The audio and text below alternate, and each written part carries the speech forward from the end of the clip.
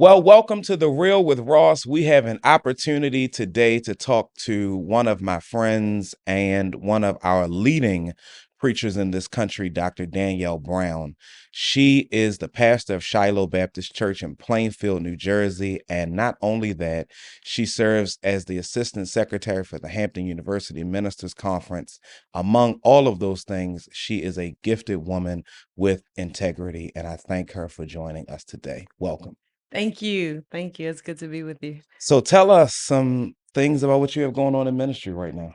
Well, it is just about a week after Easter, Resurrection Sunday. So we're still recovering I understand that. from, Lent, Holy Week, Resurrection Sunday, and First Sunday, Yeah.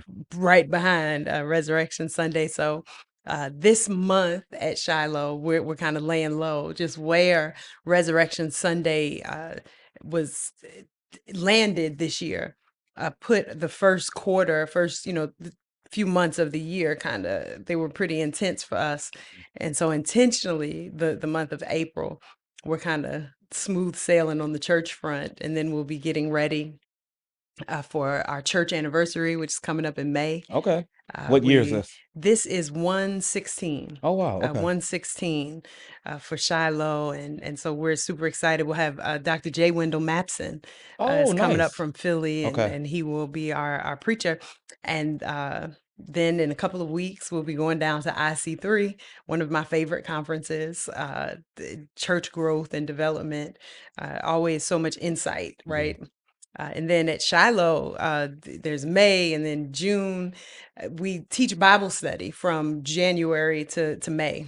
Then in June, we have every Friday just kind of specialized ministry nights where we kind of celebrate the end of our program year. And I can't believe that we're in April, right? Coming up on the second week. Time is rolling. And in a minute, it's going to be June, right?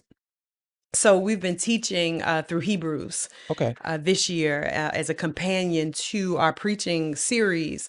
All year, I've been preaching through Acts, and our theme is maturing church. But we started out with mature stewardship, and that was kind of a series where we kind of broke out stewardship of the gift of leadership, stewardship of opportunity, stewardship of God's power working through us, and pulled some stuff out of Acts. I'm a liturgical baby, so in the high seasons, we're preaching through the lectionary. So for Lent, we went through the lectionary texts in the Old Testament.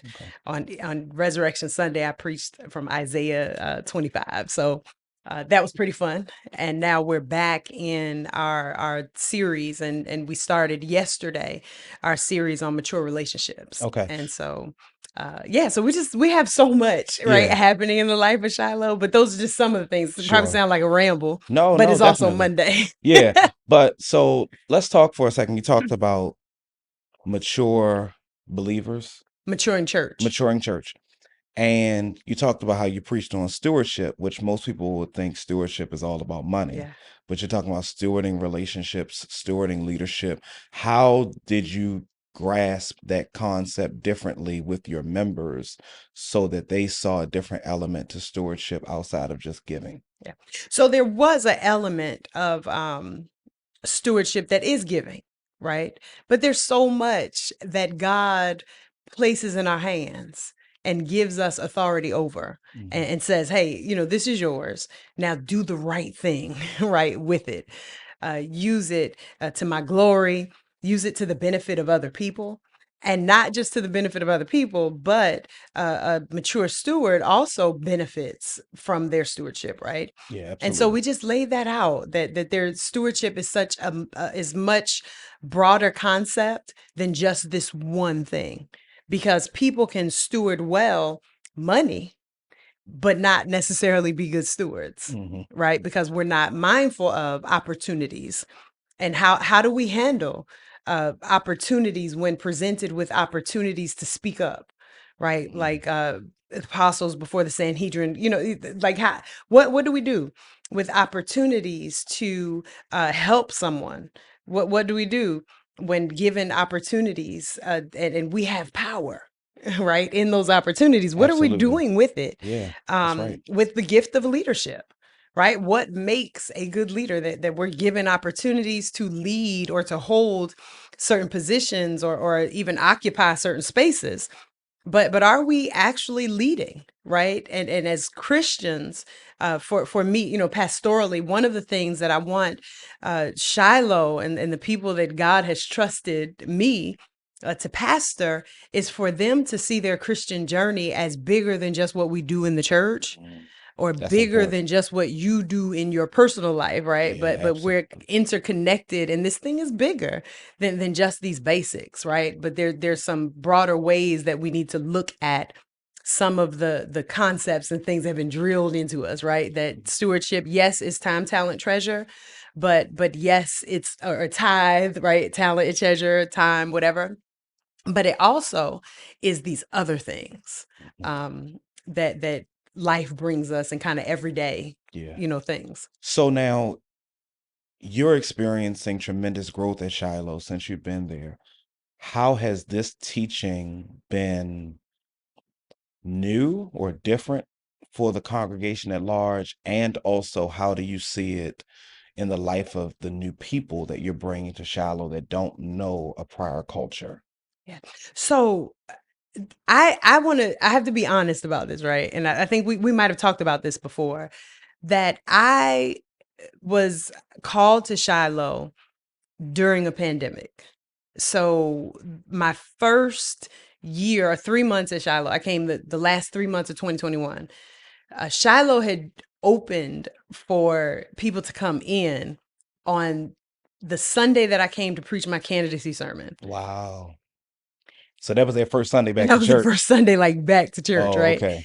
And then they closed again until my first Sunday as the senior pastor, which was the first Sunday in October of 2021. So your first Sunday as a candidate was what Sunday? It was the first Sunday in August. And they didn't open again until the first Sunday in October. Exactly. Okay. Right. So the people gathered for that Sunday, and then that Monday and Tuesday, I had to do like a town hall meeting, but they were done in double sessions. And if you recall, my candidacy process was aired all over the internet. It was a very public process. People watch that thing like the OJ trial, right? Folks were on it. But because the church was in a pandemic, and how do you, and they only could have so many people in the sanctuary, right, at that time, even though that Sunday morning um was quite a thing. Uh Well, but that was the everybody's first coming to time, hear the and to potential see, pastor. right? Right. But that was the first time they had been open, and they had, obviously, all the COVID protocols, all that. But then the next Sunday, they were back at, limited people in the sanctuary up until my first Sunday. Okay. And so we were open, and we never stopped being open right Mhm. after that. In fact, the trustees had come to me, and they're like, "Pastor, our, like, kind of COVID protocol was max of 200 people in the sanctuary, and we're going over that. So what do we do?" And I'm like, "Look, we're not turning people away. Right. So we'll You just work can. with it. Tell them wear masks. We'll do this." So I say all that to say that in a lot of ways, Shiloh benefited from almost a hard reset, Okay, I see that. right? Yep. And so as a new senior pastor, I also benefit. And maybe somewhere someone will do a study of those of us who took churches in that kind of time frame, or that we were a new pastor re-engaging a new church. So when we went into 2022, that was our theme, right? It was the year of right? We Mm. were re-engaging, reestablishing, reclaiming, and all of that. And when we did, there were some things that I never knew existed, and the people who remained were never saying, right? "Oh, we do it this way," right? It's a new So page. it was a new page, and so we were able to just kind of start fresh with what they were, what was important to them, and then some of these new things that were being added. And I didn't hit the ground running with adding a bunch of new things. I really wanted to get to know the people. And within probably 3 Sundays, all of a sudden, people just started coming and joining, Wow. coming That's and awesome. joining. And of course, that shifts culture. um, in some very interesting ways. So we had this core of people who largely were baby boomers and older, right? But now we have these folks who were coming back. And that first wave of people really was not completely new people to Shiloh. They were people who maybe had grown up at Shiloh Mm, and left for a while, but now they were coming back, right? okay. So the children of the folks who Yeah. were there. And then maybe within like 3 or so months, now we start seeing brand new faces. Oh, okay. And the demographic of largely, and we're probably over 900 like people, new to Shiloh now. And that demographic is largely like under 50, right? They are, we are experiencing a largely male driven renewal. Which is interesting because when the church calls a woman, Yeah. the first thing they They say is think that ain't is, gonna be no men in that yeah. church. But And that's not true. I'm like, but tell me a church Yeah. pastored by anybody that is not primarily women, right? But this move that we're seeing, right? That we're there's a lot of men coming to Shiloh, and then married couples. So young married couples or young couples who are saying, "Hey, we want to learn about this. This is the first church." Some of our newer members may not completely be sold yet on Christianity, but we've opened the church. You don't have to be a member to serve. That's awesome. And I feel like this: when you meet somebody and you're dating them, or you meet somebody and you kind of like them, we don't expect you to marry them, right? Within an hour. Hmm. But you go out, you get to know each other, you kind of Right. spend some time together, you Yeah. feel your way, and then decide, I think this is how I want to do life. Yeah. And so we've kind of created that same culture. And when I presented it to the leadership and talked to them about, here's the deal. The Bible says the Lord added to the church daily those who would be saved, right? But also there were people who were along that journey of the early church and this new way who were not immediately sold. They were walking along because they heard that there was some miracles happening, right? They were walking along because they thought they might see something. But for whatever reason, they were coming along. It was valuable, Yeah. right? There's value in the journey. And what I knew was that if we are being who God has called us to be, that it won't be long before people will decide, Yeah. right, to It, come be a part. it's funny you say that. That was actually a somewhat of a cultural shift that I made at New Hope, Yeah. which was introducing the people. People can sing on the choir. They may be gifted to sing. Hmm. They may not be saved. They may not be a member of the church. If they're interested enough to use their gifts for the Lord and sing about the Lord, at some point they'll meet him Right. and really have an experience with him. And we have had people get saved and join church from the choir loft. Yep. But to me, that doesn't matter. Right. It's like when you look at Jesus and the disciples, when he invited them to follow him, they didn't really know who he was. They never did, Th- as long as he was alive. and yeah, and in moments like you could tell they didn't have strong Right. faith or any real awareness because they're looking like, oh, wait a minute now, what's happening here? Right.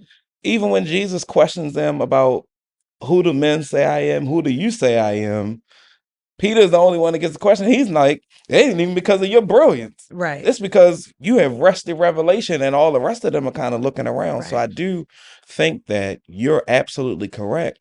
If we're going to minister to this new generation of people that are coming along, we do have to let them see the church by being able to get involved and be around Right. people and meet people. They get a chance to scout out other organizations Right. by committing to community service and projects and things like that that they may not be a member of or involved in. Right.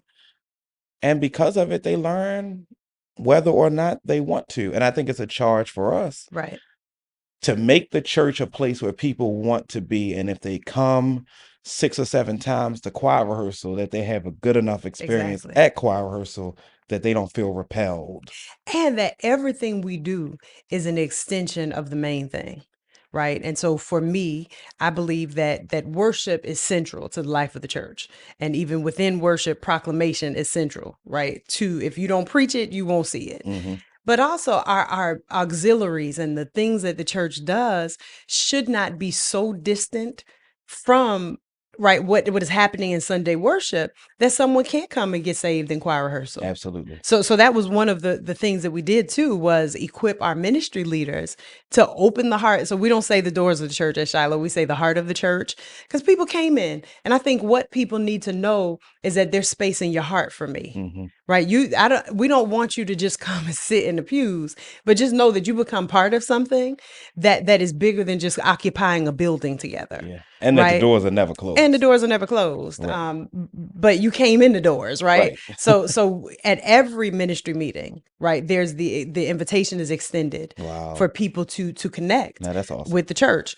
And then we have people that call, right? Jalen is our director of administration, and there's times that she'll come like, somebody joined church today, and I'm like, like it's Wednesday. What do you By mean? She's phone like, they in the middle of called the day. or dropped by or they sent me an email, and we make it user friendly. That however you want to do this, and the other piece that has been a force for us is our VFam. That we started having an online viewing that was immediately, like, we just started getting a lot of attention. I think some of it was because how public the the candidacy process was, that people started kind of looking at Shiloh, but we needed to figure out a way to include them, and not as a, oh, this is a virtual option, but no, you're an extension of us. Yeah. And so we don't do a lot of differentiating, like, oh, you online people, or like, you better get into church, or why are you, because our people kind of flow seamlessly through VFam and in person. And then sometimes, we're in the sanctuary, and the people in the sanctuary, they'll hop on VFam, and they're in there, talking to Chatting. folks like, Yeah. hey, good worshiping with you today. Yeah. So But with VFam, you can't make people feel bad about at not coming in all. person, because if we are introducing a church that you can be a member of no matter where you live, Right. there are people who may join your church in California that you're offering all the Yeah. services, online ministry for, and you get online and you say, y'all need to do a better job at coming in person and get Right. off of this internet. They're like, I need to go join a church that Exactly. I can go to in person, because every Sunday pastors getting up here Right. bashing me for being online, but then said, we welcome you to be a member even Right. online. I think you can't You mix. can't. And then sometimes people who are there in person, so when I call a little flag for this, but I encourage the fathers in church to go and volunteer, moms and dads. If your kids are playing Little League, go coach that team, right? I'd rather you miss 10 weeks of church in person so that you can be on that football field, because your kid is not going to remember what I preached on the third Sunday in September, but they'll remember that you were there when they scored a touchdown, right? Yeah. They'll remember when you were there when they fumbled, right? Yeah. And encourage them or whatever. But then as a family, you can come back and create a family altar and watch online, right? So we do a lot of that encouraging. So there may be seasons where people have to, by virtue of life's rhythms, and balance is a big thing. I think that sometimes we make church itself so cumbersome that people don't want to be a part, because it becomes the only thing that people can do. And I don't think that, to me, that's not my interpretation of Jesus coming, that we might have life and that more abundantly. Right. Absolutely. That we can go with the rhythms of life, but we can also live a full life that includes being present for our children while they do things that are not necessarily church. Right. We've got, and it's just worked for us, that because it's not incredibly demanding in those ways, right? People want to be there. Yeah. And They will also remember that you missed my game on the third Sunday in September because you had to do something at church when we won the biggest game. I had to score at the end or whatever. So I do think that we, as you're saying, have to make a great balance of faith and family. And help people to understand that those moments that you miss in family, you can't make those things up. You can't get them back. And children will grow up to resent the church. Right.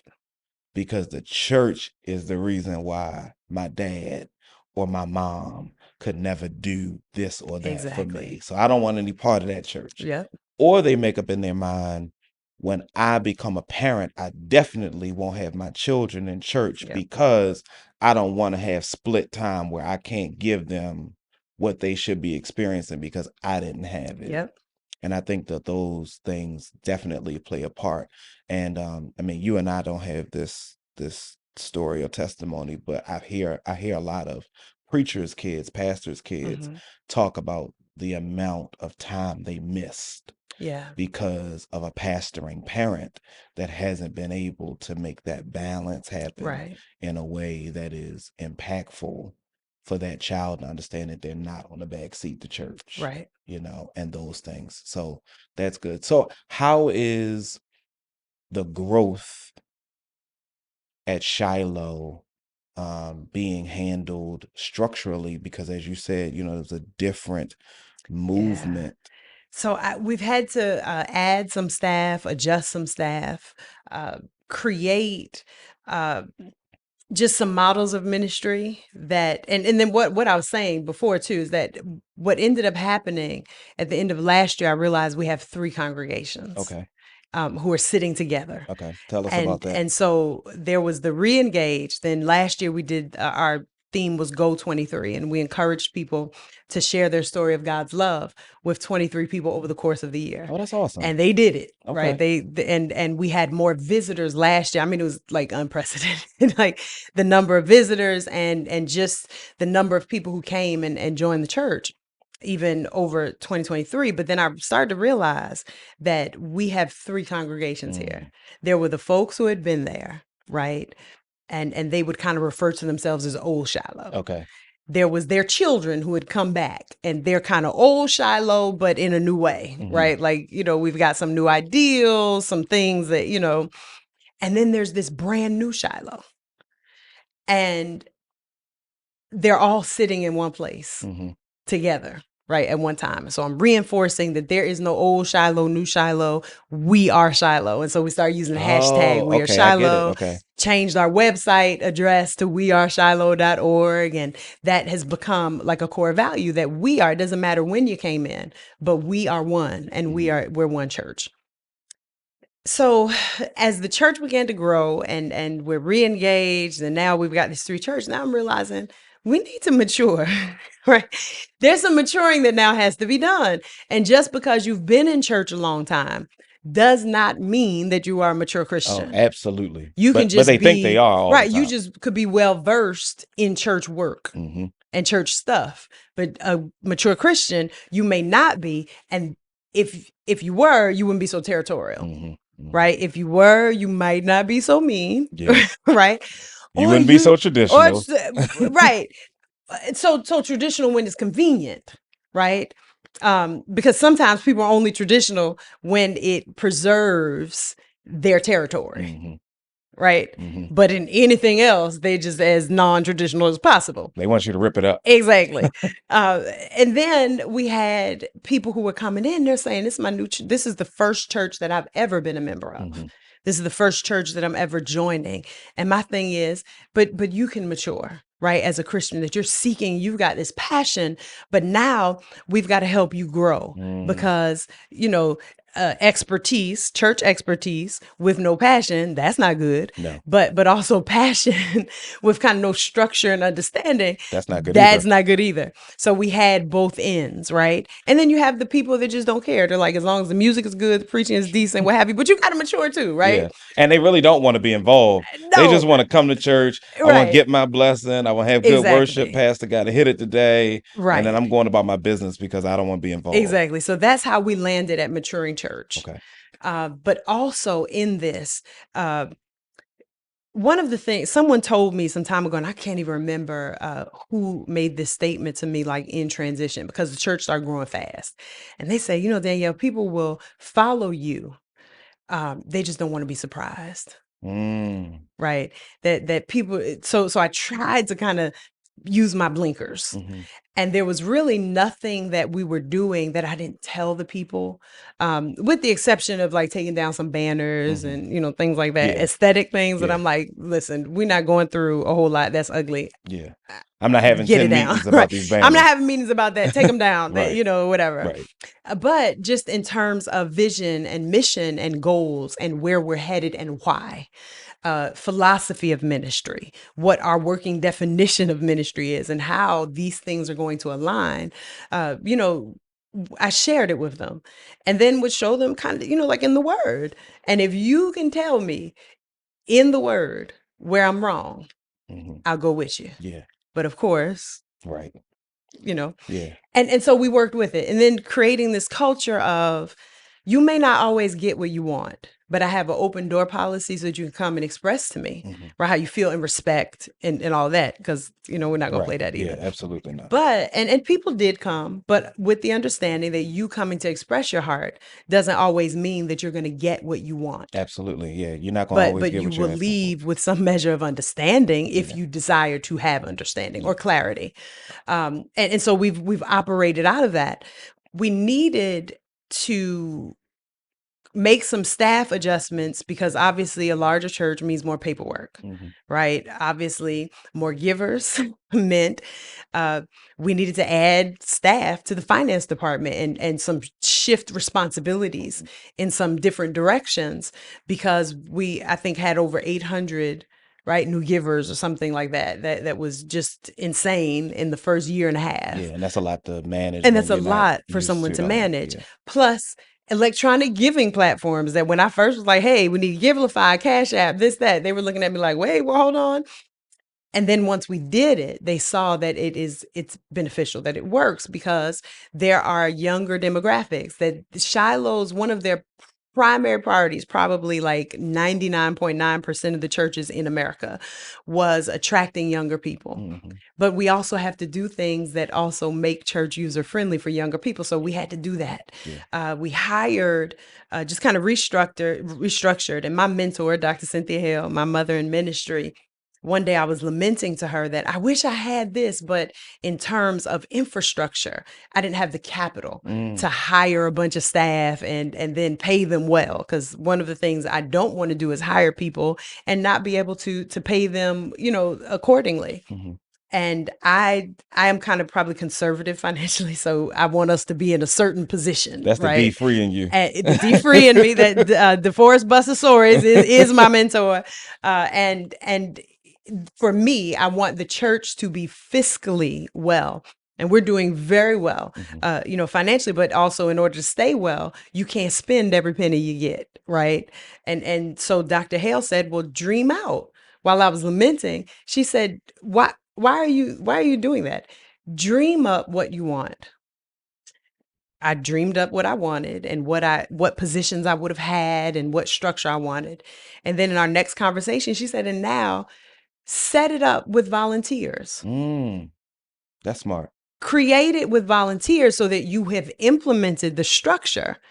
And then as you grow and get to those places where you're ready to begin hiring more staff, the structure won't be foreign. Right now, you just staff that position. Yeah. And so I broke some things up into smaller pieces and created a structure. So we have directors instead of like an executive pastor. We have directors, and I just wasn't ready for a multi-staff pastor because I want the church to get used to me being their pastor. Yeah, absolutely. First, and so what we did hire was a director of administration because we've got a 69,000 square foot building with a lot of moving parts. Because when we began to re-engage ministries, and the church started growing, ministries also started expanding. And so they became more active, and we've got more things happening.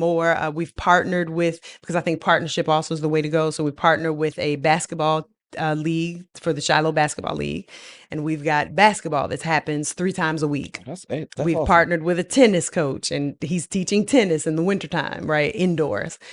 We've partnered with a soccer company. We've got martial arts and things like that for kids because we've got a gym. And so we need to be a central location like for kids. And so I needed someone to manage all of that. Also room assignments and, all of that. And so we needed a director of administration to help facilitate some of that. So that was the first hire of a full-time director. And so that was Jalen, who actually grew up, born and raised in Shiloh. Her grandmother is our assistant pastor, Reverend Thorpe, and she just kind of naturally grew into that role. And she also manages and runs all of our social media and graphic work and kind of make sure that all of that gets out. And so that was the first hire. But we've got a director of church life, and that department is men, women, children, singles, married, and we're getting ready to launch a widows and widowers fellowship, Oh, that's awesome. which was something on my heart. You know, the Bible says, "Look out for widows and orphans," Hmm. and we've done a lot for kids.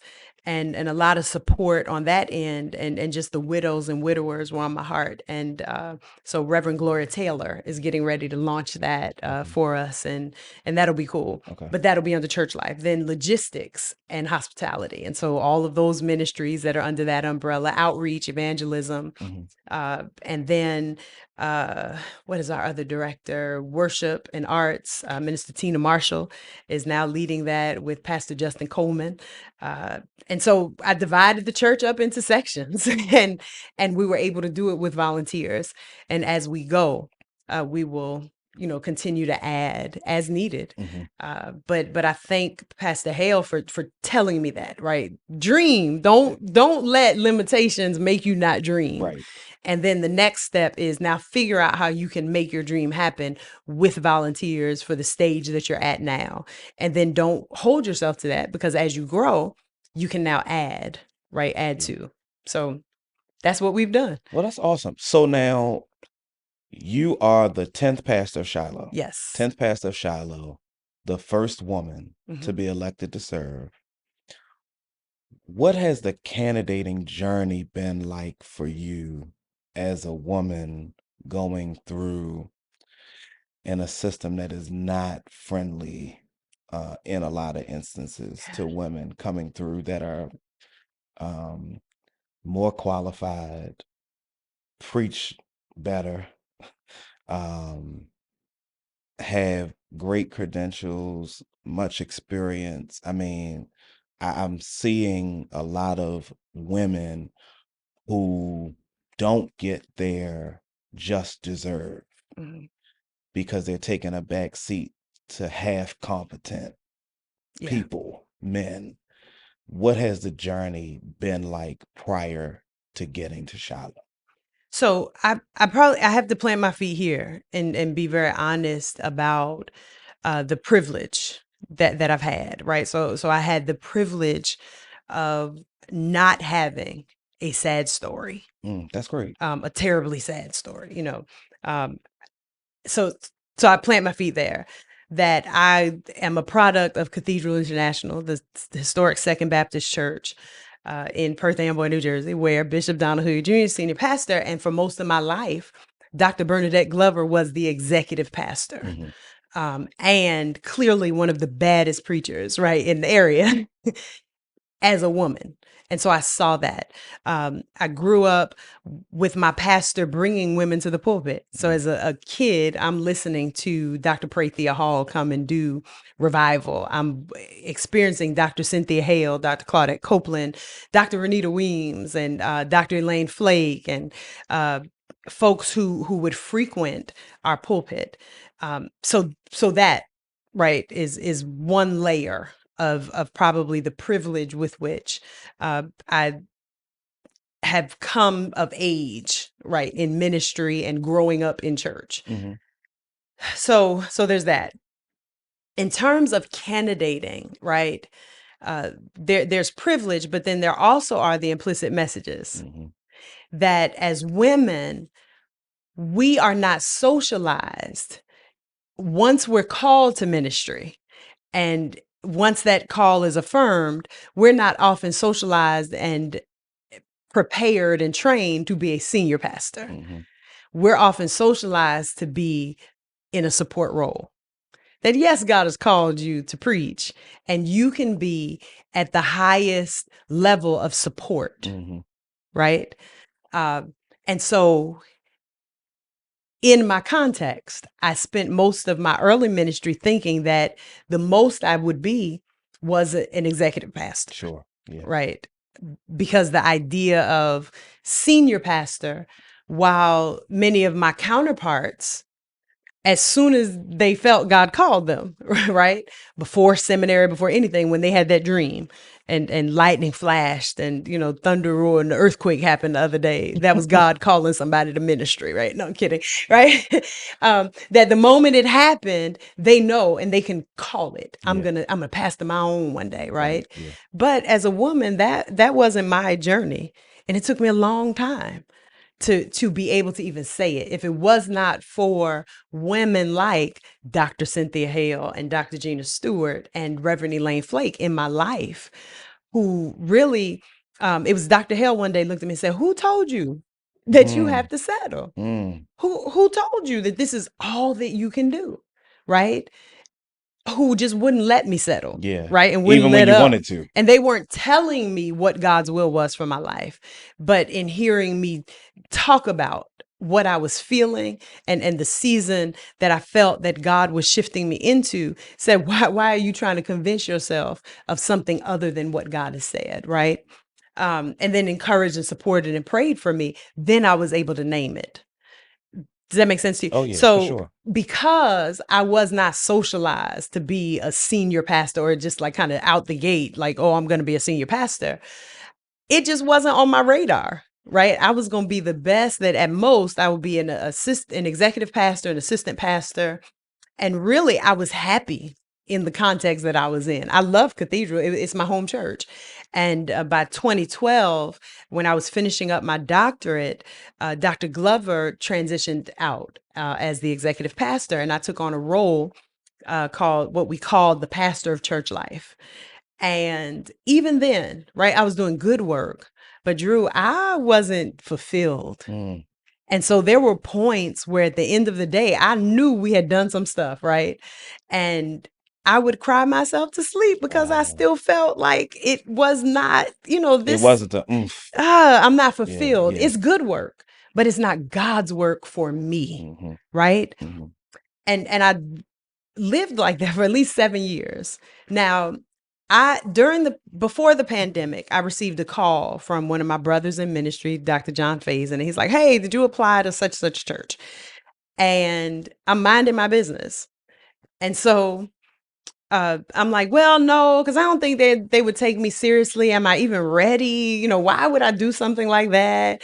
I'm a woman and they've never had a woman and da da da." And he's like, "Look, the search firm is calling around asking for recommendations. When I called your name, they said it was not the first time they heard your name and asked if I could connect you with them." Wow. That's amazing. Oh, okay. So I'm like, all right, if you think I should do it, cool. Uh, it was my brother, John Faison, Mm-hmm. who said, "Yes, I think you should do it. Call the man." Mm-hmm. Okay, I call the man. And we have a conversation. He's like, "Hey, can you meet me in New York?" It was probably like the next week. "Can you meet me in New York City next week? I'll be in town. Just want to sit down with you face to face." Now, at this point in a process with this particular company, it would have been like there would have been 2 rounds before you sit down with this person. Mm-hmm. But I guess based on recommendation of brothers who had used that particular firm. And so I also have had the privilege of brotherhood calling my name in different spaces. The sisters were breathing life into me, Yeah. right? The mothers in Yeah. Zion breathing life, and the brothers who had influence were calling my name. Mm-hmm. Uh, Met with the guy. He says, "You know what? I'll be turning your information over to search committee." Within a few days, contacted me and said they want to meet you. Right? You're going on to the next round. Mm-hmm. That's how that one went. And so there was one more round of interview, of conversation. I want to say it might have been on Zoom, a battery of personality tests Mm-hmm. and, strengths Yeah. inventories. And fast forward 16 months later, I was a finalist at that church, and they called me in the pandemic, and I did not get it Wow. because they felt that they did not want someone who had never pastored before. We know that sometimes that's code for a woman. And in further conversations with other people who were on that search committee, they said they did not think that the congregation was ready for a woman. Whatever And that not means. just a woman, a single woman, and a woman who had never pastored, Mm. right? Disappointed, is probably an understatement, because a year and change is a long time, right? To be in a process. And then when you get closer to the end of a thing, You start you dreaming start about it. thinking like, Yeah. oh, wait a minute, I look could what the be Lord here. has done, Right. right? And it can be. And then rejection never feels good, right? In any way, shape, or form, rejection never feels good. I remember, Um, not to cut you off, I remember I was in a process similar to that. I was dreaming I was going to this church. I called Dr. William Curtis mhm, to talk to him about it, just, to filter through some things. And I got off the phone with him feeling like he had taken the wind really. out of my sail. But it was the best advice he could ever give me. He said, Drew, whatever you do, wear all of your feelings, emotions, and excitement about this church as a loose fitting garment, Mhm, so that if it does not work out, you can easily take it off. right. And it didn't work out. And at that moment, when I found out that it wasn't working out, I was so glad for that moment of reality check that he Right. gave me to kind of say, I know you're dreaming and I'm in your corner and I'm with you, but don't dream so much that if it doesn't work, the fall is so hard that you Right. can't get back up. Right. Right. And so, you're right. But But even when you do that, because I always in that process am like, but I have home to go to. And in that point, the trajectory of ministry for me was that I was preaching all over the country, right? And then going home to a church I loved, mhm, right? In a situation that wasn't horrible, right? But I just wasn't feeling fulfilled. I knew it was time for me to be a senior pastor. When they called me, I called Dr. Hale and I said, they called and I didn't get it. And this is what they said. And she heard me out. And then I went into this, thing about how I'm never doing this again, mhm. because this was all this time my life, and this many months, and get all the way down to this and don't get it. And I don't like how it feels. And she heard me for a little bit. She was like, and now you sound stupid. Now you sound stupid. And she didn't want to hear it anymore. She like hung up. And that was it. And I'm like, did she just Just like hang up the end phone this on me. conversation that abruptly, right? See, everybody wants a mentor. Everybody doesn't want a mentor who can be real with them Yeah. and say, like, all right, enough is enough. I let you say what you were gonna say, but that's as much as I'm gonna hear. Hmm. And so I lamented that and really made up in my mind, because we're also in a pandemic. I have a job Hmm. in a church, and now we've got to figure out what are we going to do with this church for the rest of this pandemic. And then we were kind of at the point where it was time to start thinking about bringing the church back in Hmm. post COVID. And some time went by, so that maybe was like April. Then following February, I get a call from the same search firm, and they're like, have you considered, actually, Christy Adams reaches out to me, Reverend Christy Adams, a sister preacher, Hmm. incredible, brilliant. If you ever have a chance to even interview on here, you should, Christy Okay. Adams. All right. And anybody watching, if y'all don't know who Christy Adams is, look her up. She'd be great person to follow. She's brilliant. Okay. And so she hits me up and she's like, hey, have you thought about this church? Talking to a person from this search firm, and they're looking for candidates. And I'm like, but I thought it was another Shiloh church. And I'm like, well, what happened to?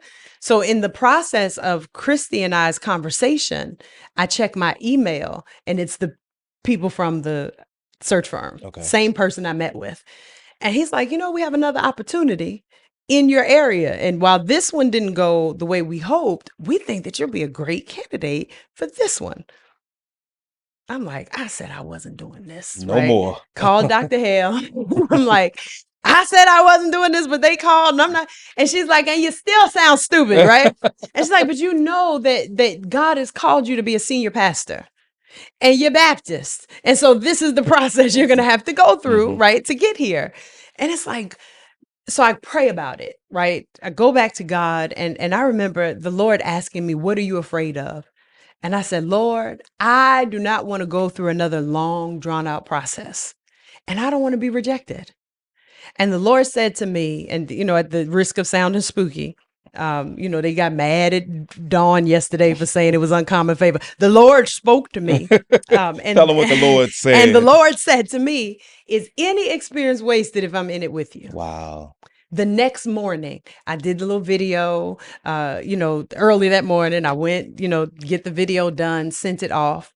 Within days, they said the search committee, right, would like to meet with you by Zoom because it's still pandemic. Mm-hmm. This is the end of February, they called me. Maybe the first week in March, right? I was on a Zoom with the search committee. Not another round, it was sent the video, did that, search committee wants to meet with you. Meet with them on Zoom. And when I met with those folks from Shiloh, I had maybe a frame of reference. Mind you, I grew up 12 miles away from Plainfield, New Jersey. Cathedral's third location is in Plainfield, right? I'm a child, Perth Amboy. I had a frame of reference for maybe one person on the committee. I sat with them and I felt like they had been tried. Like I had known these people my whole life. Instant connection. Instant connection.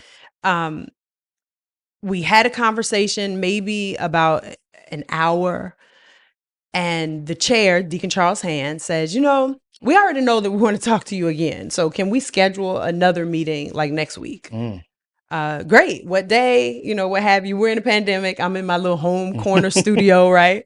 Great. What have you? Then we have that next meeting. I fast forward. So this is March. I am preaching at Consolidated Baptist Church in Lexington, Kentucky, headed home, and on I checked my phone when I was on my layover. And it's an email from the search committee. And it's like, we've decided that you're moving forward. And I'm like, hold on. Because in the last meeting, they said that after this, right, whoever moves forward will be like the final candidate and the background check and all that. And that's in the email, but they didn't explicitly say that you are the final candidate. And I'm like, wait a minute, right? Does this mean what I think it means? Call Dr. Hale, right? And I'm like, I got this email and I think this is what it means. I'm not sure, right? Call my dad, and he's like, well, just, play it cool, tell him you'll do whatever is needed, do what you got to do, what have you. And then get some more information. The firm contacts me because there's some stuff that they have to do. And then they let me know that initially it would have been in June that I had come. But I think there was some bylaw stuff, right? You got to change a little language in the bylaws if you can call a girl. Yeah. And so I ended up coming in August. Okay. So the first request, God, I don't want to be in a long drawn out process. From February, sending the video, it's mid-May, that I know I'm the final candidate. March, April, May, that's 3 months. August, I'm elected as the 10th senior pastor. One of the questions I did ask the search committee, though, in those meetings was, do you think that your congregation is ready for a woman? And Deacon Hand emphatically said, absolutely. But here's what he said. Reverend Sheila Thorpe had been the interim pastor 3 times. Wow. She was the first woman ever ordained at Shiloh, right? She's been a member almost 40 years, I guess, roughly. There was a point when a pastor passed away abruptly, and she filled the gap, right? There was a point when a pastor retired abruptly, and she filled the gap. There was a point when a pastor departed abruptly, and she filled the gap. And so he felt that the church had rallied around her, especially in the pandemic, in such a way that he knew that they would be open to a woman as their senior leader. And that was beautiful to me, right? Since being in that seat, I know that Shiloh was ready for a woman to lead because I haven't had a whole bunch of pushback around gender. Has it been a culture shock in some ways? Yes. For instance, the deacons were always the pastor's armor bearers. But the first Sunday that I had to baptize, we realized the deacons can't be my armor bearers. I need another group of people because they can't help me out of my waiters. Right. Right. Yeah. And all of my deacons were men. Yeah. We just ordained last November Shiloh's first women deacons. Karen Torian and Jackie Thompson. So now we have women deacons, but at that point it was a culture shock. Mm-hmm.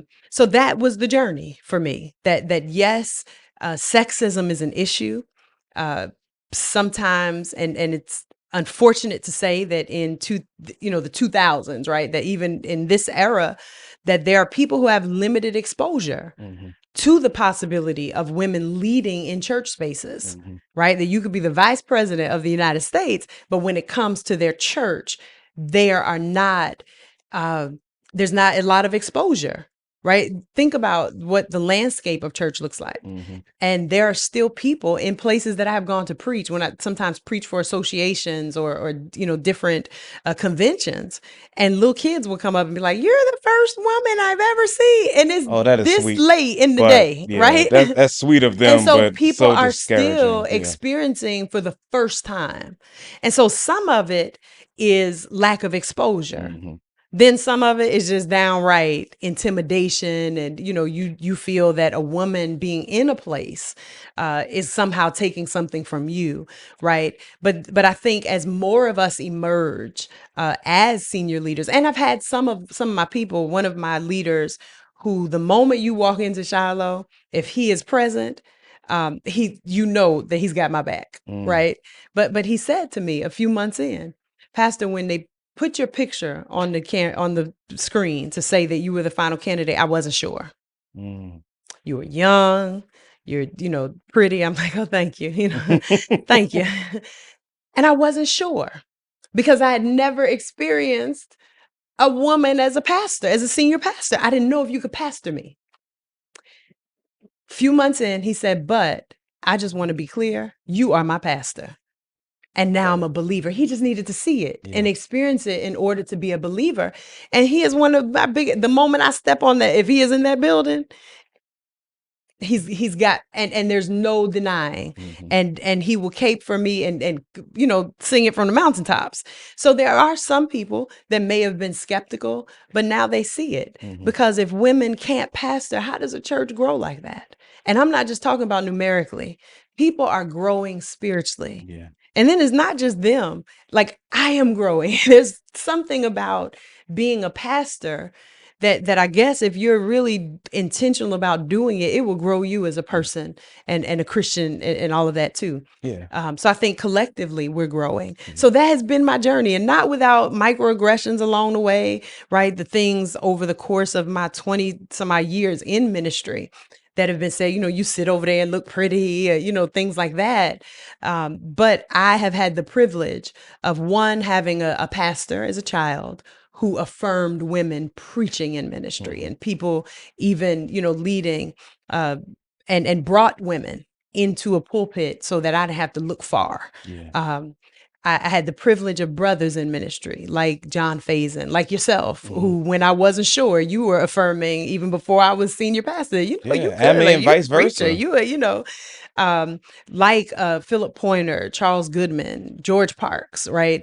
Dr. Soaries, who used to tell people, y'all better invite her to preach while you can afford her. And I'm like, what does that even mean? Like, Mm-hmm. how did somebody not afford? But men who called my name. Mm-hmm. And then the privilege of a village of mothers in Zion who have prayed me through, who have encouraged me, who have given me the opportunity to see the other side of their lives, right? That it may not just be the public, pulpit persona, but who have invited me into a sacred space Mm-hmm. and have said, you have a safe place here. And when it hurts, you can come here and cry.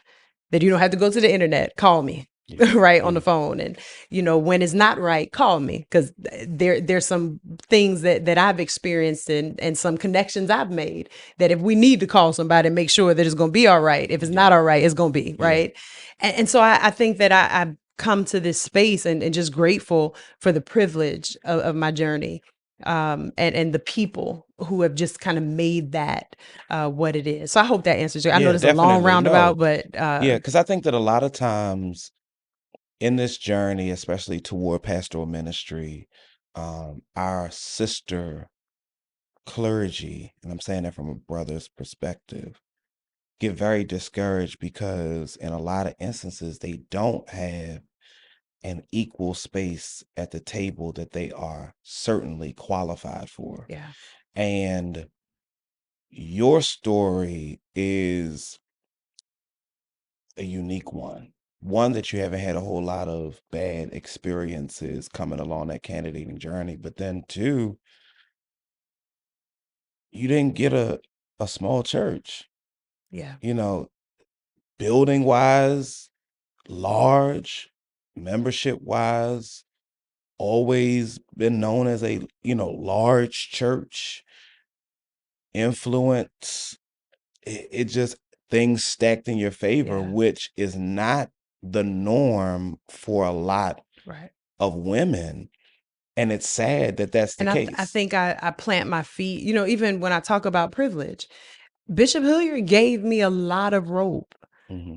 at Cathedral International, right? A lot of influence and sphere to serve in ministry and to do certain things. So when I sat at the table with a pulpit committee, there were tangibles, Hmm. right? That because he made space for me. Hmm. Was it always easy? No. And if he was sitting here, he'd probably say that thing got on my nerves sometimes, what have you, as you're growing and but I will always owe a debt of gratitude, right, to my pastor for the opportunities he created space for me for in that context. Hmm. Because in a context like that, Hmm. right, where I had more kids in terms of scope, right? That when I was a youth pastor, I was covering more kids and volunteers than some churches have proper. Hmm. You know what I'm saying? Yeah. That their Sunday morning attendance Right. and Yeah, no, ministries are not absolutely. that scope. And Bishop gave me that opportunity for 15 years. And so when I sat at a table with a pulpit committee, there were some tangibles that I could say, hey, I led this many volunteers, or we raised this amount of money, Hmm. and things like that, which has informed me now as a senior pastor who is a woman that I've got to create space for my girls. Hmm. And not just the girls, because I don't discriminate, No, right? sure, But we for the get it. Yeah. young preachers that God sends my way. And then some that I've inherited, right? I'll say to them, we've got to, if you want a pastor, because I don't run that kind of ship, like, please tell me where you see yourself going, because I don't, and it's okay for you to call it what it is. Hmm. So because I struggled for so long to say, God has called me to be a senior pastor, you don't have to hide that Right. in our context. If And you don't have to that's, try to play and you don't humble have to with it try, either. no, If and that's what don't you play feel. humble with Yeah. it. Don't pretend that something is what it's not, Hmm. because pastorally, I don't read minds, Yeah. right? And I'm not God, Hmm. right? Right. And there's some things that if God is not going to tell me what he needs to tell you Hmm. in terms of a call, Yeah, right? absolutely. That's between you and God. Then you come back and I can affirm that, but I can't call a call out of you or call a call down from heaven for you. So you tell me what conversations you and God are having.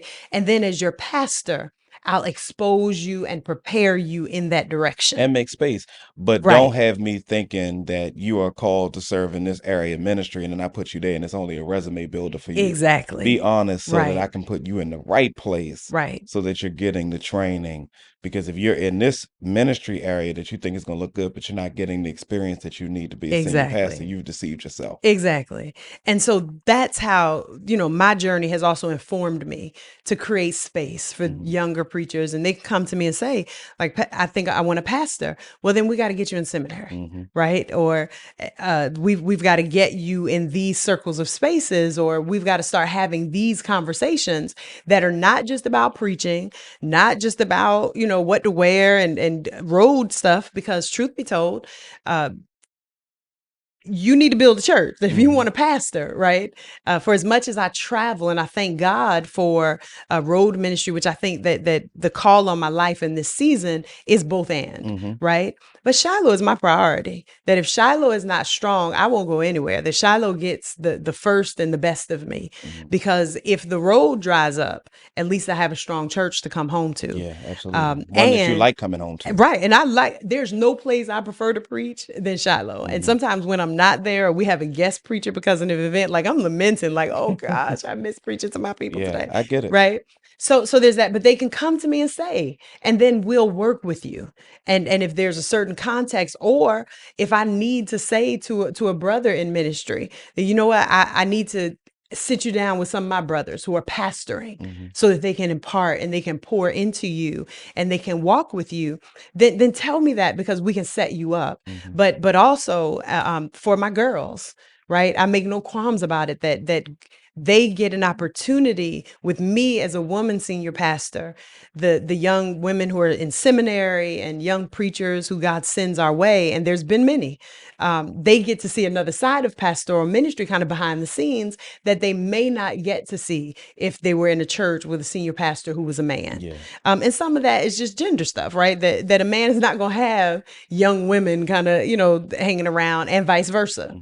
Hmm. And so I get to be an example, but also create space for them to see ministry, uh, and not just the public part, but talk to them about how do you look at a budget, Hmm. right? How are you projecting? What are you thinking about? In terms of administration and organization, all the stuff that goes into leadership development. Hmm. That where are we trying to move a church, and what are our plans? And they get to see that stuff in real time, because that's the stuff that makes for effective pastoral ministry. Um, so I get that unique opportunity, Yeah. but I want the people who journey with me, and I tell the girls all the time, no, call it. Right. Don't shy away. And then Hmm. don't also think that, well, I haven't been an associate, or I haven't been an assistant pastor yet, so how could I jump right into a senior pastor? And I'm like, do you know how many of our brothers Hmm. never served on a staff? They Yeah. went from seminary into a pastorate. Hmm. So why do you think That you that have you to do have to that. have these extra steps? Yeah. Right. Now Um, you've made this one word stick throughout your comments, and we might get in some trouble here. okay. This might be a little, rough water. There's so many dialogues now about seminary Mhm. and its importance versus, oh, you don't have to go to seminary to be effective, be great, be this, be that, be the other. And I'm going to take the first step out into the deep water and say, I think that the sad reality of it is that most of that is clothed in people's lack of desire to be disciplined to go to school. And I've heard people say, oh, I can't afford it. Oh, seminary is expensive. But I'm looking at the same people that wear custom clothes and gator shoes, Uh, or red bottoms or Gucci or Louis Vuitton. And I'm saying, you obviously don't have an issue affording, because the $1,500 master level class or $2,000 master level class pales in comparison to the fact that you have $3,000 worth of clothes, jewelry, and shoes at least on your body right now. mm, Joe Ratliff, Dr. Joe Ratliff said some years ago, he said, if you have more on your body in clothing cost than you have times three in your bank account, you're in bondage. mm, And when we think about some of the stuff that we buy and we empty out our accounts and don't have money, I don't understand how seminary is not afforded, especially to those who are pastoring and their churches are traveling them, and the budget is out there, you know guest preachers and hosting people and all of that, that the importance is not there for seminary. I know you're a proponent of seminary. You teach in seminary classes, you lead a doctoral group. What do you say to that mindset that school is not important? I don't have to go to school in order to be yeah. effective. So I think, and planting my feet, right, that as I'm a Brown, Brown Lockhart in my family. education is a core value, right? That everybody worked so that my generation of us could go to college. And we, for the most part, right, have. So, and then I grew up in a church that everybody had seminary education, that everybody on the pastoral staff, my youth pastor, Bishop Patricio Wilson, who pastors Christ Family Church in Cary, North Carolina now, when he was my youth pastor, he was a student at Princeton Theological Seminary. He had just graduated North Carolina A&T, came home to be the youth pastor, and was at Princeton. Everybody down to, if you go to Cathedral now, even the job description for the youth pastor requires matriculating in an MDiv, right? Or you have to have an MDiv or master's level equivalent. The minister of music has to have a master's degree. Wow. That's the context from which I come. So it always was embedded for me that if I was going to answer this call to ministry and do ministry, that at some point I was going to go to seminary, and did. I think that seminary is important because now seminary doesn't call you. And I think that's another misnomer, that people think because they complete an MDiv, you don't need a call to finish an MDiv, right? You just need a brain and a will, right? There's some very smart people with MDivs who may not necessarily be called to preach. Now, I know that's the area of trouble, because we think sometimes that because we get the seminary degree, that now everybody's got to open the door for us to preach in a pulpit or to do ministry. And that may not always be it, right? So there's that. But seminary does not call you. It doesn't anoint you, but it gives you the ability to integrate, to think through, to have a broader context and broader information about this theological work. Theological, ecclesiological, contextual, right? And to integrate this stuff at a level that is more than just surface. Seminary exposes you to some other ways of thinking, gives you the language to explain and reinforce why you believe what you believe, right? All of that stuff. And in any other discipline, before I was a preacher, I was a teacher, and I had to go to school and pass a certain number of tests in order for somebody just to release me on a classroom, right? And teach students and guide them and lead in a classroom. So I don't think that it should be any different in our churches, but we also live in a period of time when, for a long time, the hermeneutic was just have the Holy Ghost, right? Think about the church that we grew up with and the people who had the mic, and whoever has the mic gets to control the narrative. So look at Word Network and TBN and some of those things. And so the things that we were mostly seeing were not necessarily our scholars and people who were seminary trained thinkers and scholars who were doing this work. It was about anointing. And so we came up in an age where there was proof texting, right? Like a whole lot of that, and just, laying hands and prophesying and maybe not necessarily contextual analysis, right, around that. So I can see where we have now come into an era where people are like, you don't need that. You don't need education in that vein in order to do this work. You just need God to call you. And I'm saying that you need a both and, particularly if you are going to pastor a church. Now, we get that there also are some people who do not, right? Education is a privilege. Resources for it is a privilege. The ability to integrate and to do the work is also a privilege. We have some folks that God has called, but they may not necessarily be able to engage master's level work, right? But I think as pastors, we have a responsibility to create lifelong learning and opportunities for them in the context of the local church and programs that they can, engage. But if you're going to pastor a church, I think that seminary education is absolutely important. You've got to invest in the call, right? Bishop Hilliard would always tell us that a call to preach is also a call to preparation. And part of that preparation is seminary. And so I think that that's pretty like cut and dry. you've got to do it. And then in terms of wearing our stuff, Dr. Sories has this kind of line in his D Free where it talks about like compensatory spending.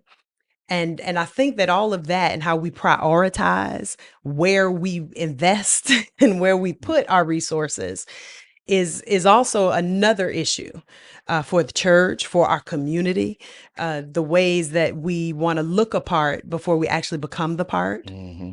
You know what I'm Yeah, saying? yeah, That if definitely. I can dress like the top preachers, Hmm. and I can show up in the spaces where I think that they're going to be, that somehow affirms me more than being in a seminary classroom Hmm. and having my mind trained and things like that, you know. Yeah. So I think that there's a whole lot to explore and a whole lot of pathologies there, but also some lack of priority, Hmm. and then just where people put the church in their list of priorities, even those of us who are called to do this ministry Hmm. uh, of preaching, pastoring, uh, and whatever form or expression of ministry that we're in. Sometimes it is not a priority. Yeah. Yeah. And so you co-lead a doctoral group with Dr. Philip Pointer and Dr. Charles Hmm. Goodman. What are some of the places and spaces of ministry, background wise, that you bring to your leadership and mentorship of this group? Okay. So one, it's so cool working with Dr. Pointer and Dr. Goodman because they are brilliant, right? They're brilliant preachers, but I think because we see them preaching so much, Hmm. we don't always see how absolutely brilliant they are at organizational leadership Hmm. and strategy Hmm. and pastoral ethic, right? They are pastors. Hmm. And so that has been awesome. Hmm. At the heart of who I am is a pastor, Hmm.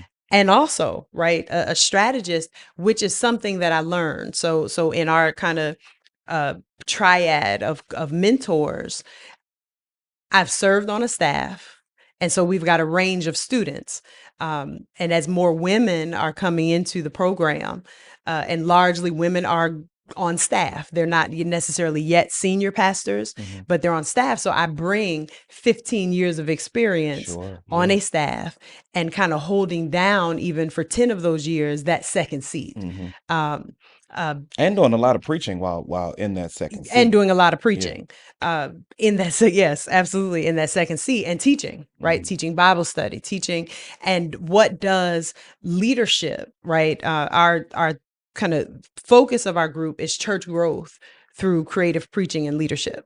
And so I have that leadership perspective of leading from the second seat and kind of matriculating through. Hmm. I started out as a youth minister, Hmm. right? And now I'm a senior pastor. And Hmm. so I've kind of been at each stage of the journey, and that brings a certain set of experiences, a certain eye for kind of identifying certain things, and then a set of muscles that were built at each stage in that Hmm. journey, to that, in addition to 5 degrees. And then before I was a pastor, in full-time ministry, I was a teacher. Hmm. And I've learned, even in this doctoral cohort, that there's no part of our lives that is disconnected or not going to be valuable Hmm. in the next as well. Hmm. So I think, I bring that to the table, and often, when we're talking, we see things between the three of us from so many different angles that it becomes so beneficial Hmm. to our students because they're not getting just kind of this one idea Hmm. for how ministry can be or what it should be, and all of that. Yeah. So what are some of the projects that have come through your group, especially some that you feel like are um, most impactful now to the place where the church is now? Because the church of today, post pandemic, Yeah. is definitely different than the church pre pandemic. Yeah, so our students, I think all of them, and last year we graduated our first group Okay. of Pointer Brown Goodman Fellows, and there was 14 of them. And all of their work, right, was meaningful. We're getting ready to graduate some more in May. but from projects around young male engagement in the church, mentoring males, Mhm. projects on uh, multi, which has been kind of like more of a theme, um, co-leading, Mhm. right? Or shared leadership, which has been impactful because I think that the pandemic taught us something about delegation and allowing people to participate in ministry with us, that pastors don't have to burn out Mhm. being the only person.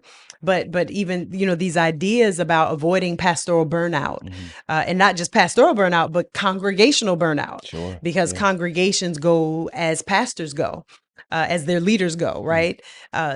There've just been so many, but largely around, even around pastoral care, right? And what does it look like to provide congregational care, not just pastor to people, but kind of as a congregational culture, right? Ethos that we all care for one another, so that the burden doesn't just fall on one person to provide all of this and to absorb, right, all of this. Uh, we've had people do projects that are partnerships, right, between church and community, Mhm. and how does that look, and how do those things work, and Mhm. how even with uh, different, maybe not faith-based organizations, but what do our partnerships with organizations that may not mirror us in faith, Mhm. uh, how can we empower communities, right? Looking beyond the strict set of theological ideas to the bigger picture of the empowerment of our community. Mhm. So I think that they've done some really incredible work that I think will be deeply impactful. One student is doing some things on PTSD among Wow. veterans, right? And how do we minister to people that now that we're this far out, right, from the war in Iraq, Mhm. right, that we've got people Yeah. and the children of folks who are coming, and being with different sets of traumas and experiences. How now do we minister? Are churches equipped for folks to come into our churches, and for us to minister to our veterans in those ways? Mhm. Re-entry programs, things like that. Yeah. So some really creative work, but work that has come out of the soul of our Mhm. students. That's what I really like about United's program, is that you don't just kind of pick a topic and say, I'm interested in this, Mhm. that it starts with this spiritual biography. Mm. And from that spiritual biography, which is how Dr. Proctor designed the program, that out of that spiritual biography comes a problem. Mm. And then your project becomes ultimately the answer to The that problem. problem, in hopes, right? We hope it's the answer to the Yeah. problem, right? But some way exploring, right, that problem in a way that the church can answer that problem. Okay. So now this is a little bit more personal. So you're pastoring Shiloh, you're mentoring a doctoral group, you are leading on the executive board of Hampton, and then you deal with personal tragedy. Mm.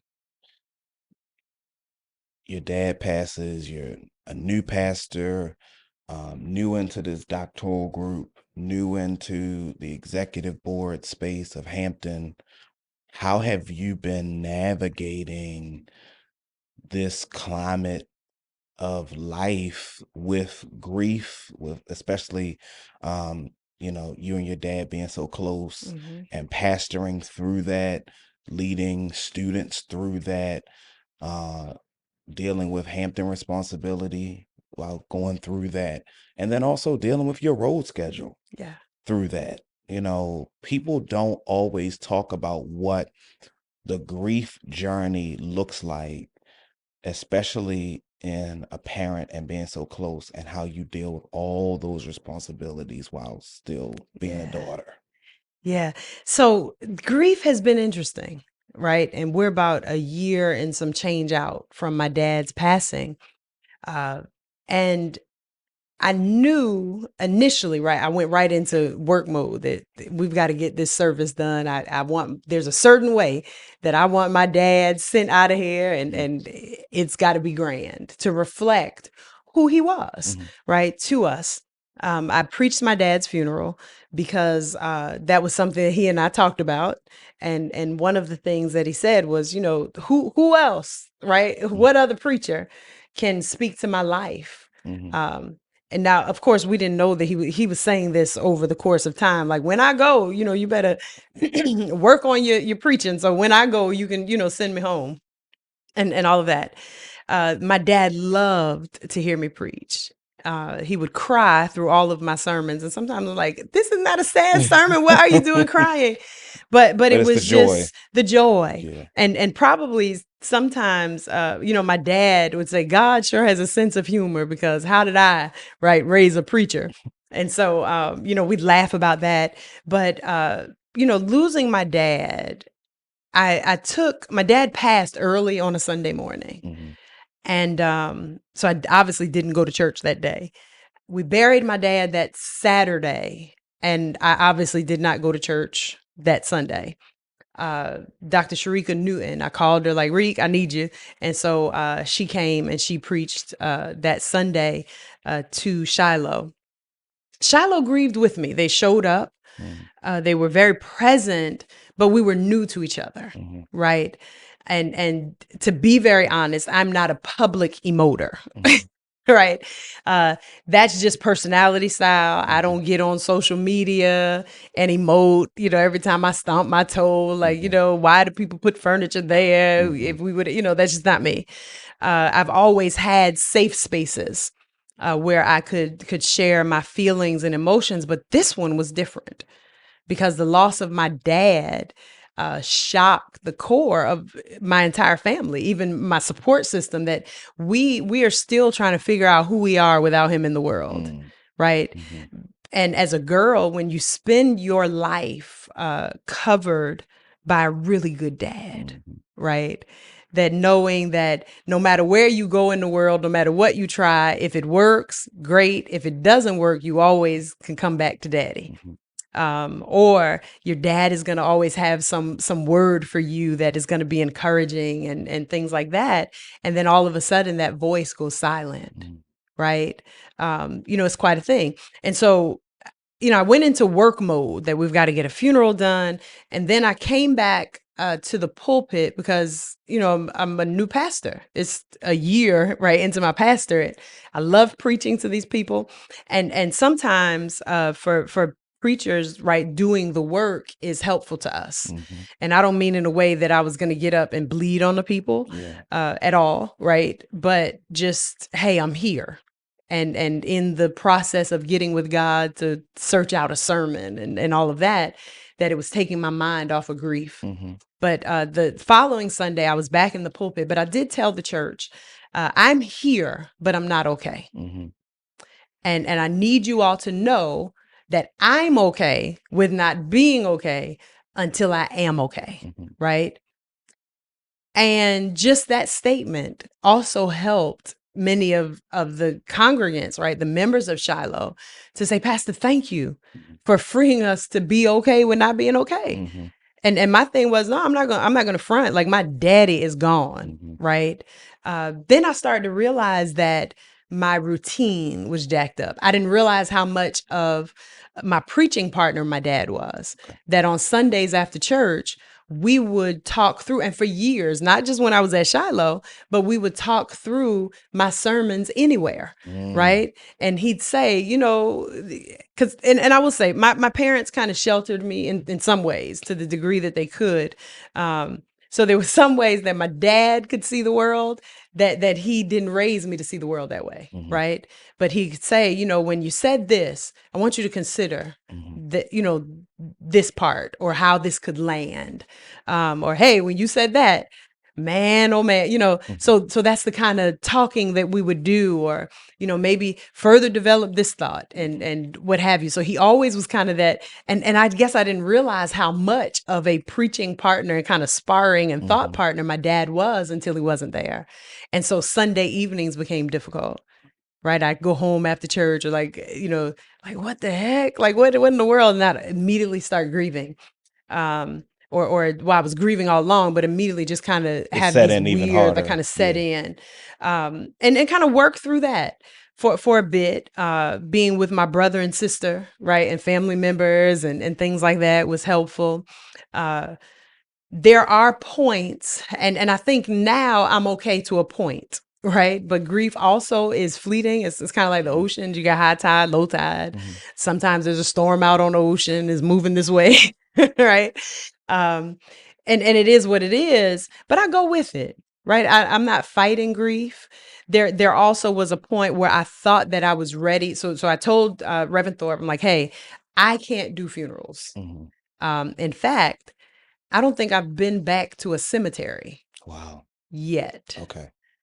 for a funeral that I've done. So committals at the Um, church. I do committals at the church Yeah. just because that's a trigger, Mhm. right? And I'll tell you this, 2 weeks ago, they finally put my dad's headstone We were on in. the phone, We're on the phone. and you said, "Oh, they just told me my Yep. dad's And so I headstone's down. I'm going over drove there as to soon as I Perth leave here." Yep. Amboy to see, because that stuff is expensive. I need to Yeah. know that my money ended up in the ground right, and inspect it. But that did something to me. Mm. And so it's like I don't want to see a headstone. I'm not going, to a cemetery. Can't do it. So I'm kind of back at square one where I thought I had made some progress, but just that part Mhm. was interesting to me. I said to Reverend Thorpe, I'm not going to be able to do funerals, and at that point, she and I were the only ordained people at Shiloh. So I'm like, can you shoulder, some of this load? She jumped right in. So there was a funeral of a member uh, who had been very supportive of me since I had been at Shiloh. Her husband passed. And I said, well, Thorpe, you preach it, I'll officiate. And when his daughter got up talking about taking care of her daddy for the last year of her life, Mm. I about lost it. Wow.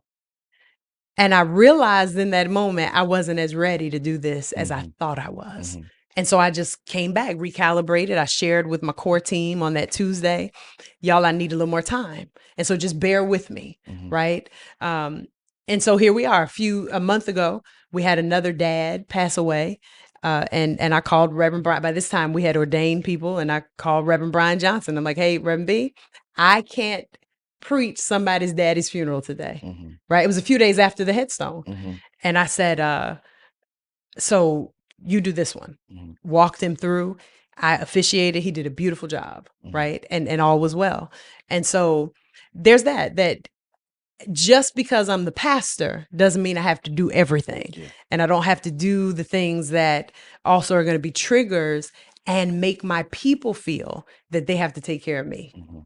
Right Yeah. now, some people may say, no, that's terrible. Like there should be points where people, no, that's not for me. I don't want my congregation to feel. So I'll set it up where somebody else can stand Mhm. when I'm not strong enough. Mhm. But it doesn't make me any less the pastor. Right. Right. Shared leadership. But they also get to grieve their own stuff, Mhm. because the tragedy I felt of that day was that when I could not hold it together because of the weight of the pastoral office, when the people saw me crumbling, their attention went off of that family that was grieving and immediately Mhm. onto what was happening with the pastor. Mhm. Mhm.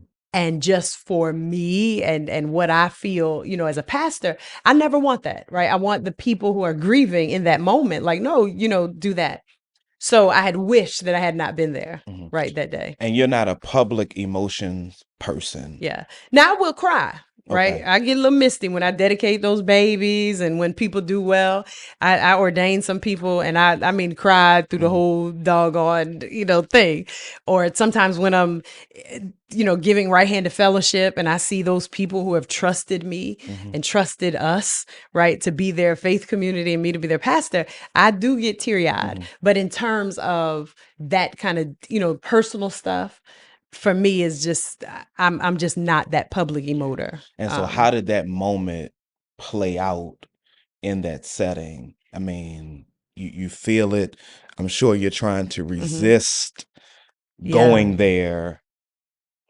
it was rough, right? I started to cry, and the tears just would not stop, Mm. right? and I'm taking deep breaths. And I also have a poker face. You know, I'm an athlete, Mhm. right? And I was the kind of athlete who you wanted to have the ball at the end of the game, like on the line, because I have poker face. Mhm. Um, it just didn't work. Mhm. And at that point, it reinforced that it's okay for me not to put myself in situations that, in terms of wherever I am on the spectrum of grief, Mhm. that I can't handle, Mhm. because I don't want to end up, doing that again. Yeah. And it's not. I think it's not fair to the people whose moment it is, Mhm. right, to grieve, for me to be breaking down. So I can not be there, Mhm. and that's okay. Yeah. Or kind of keep my distance. Or there also was a period of time where I just could not be present when the casket was closing. Mhm. Um, so just Yeah. things like that. And shout out to Shiloh for understanding, Yeah. because I've heard, and you've heard too, Mhm. about churches who are not sensitive to where their pastor is. I heard a story about a congregation some years ago.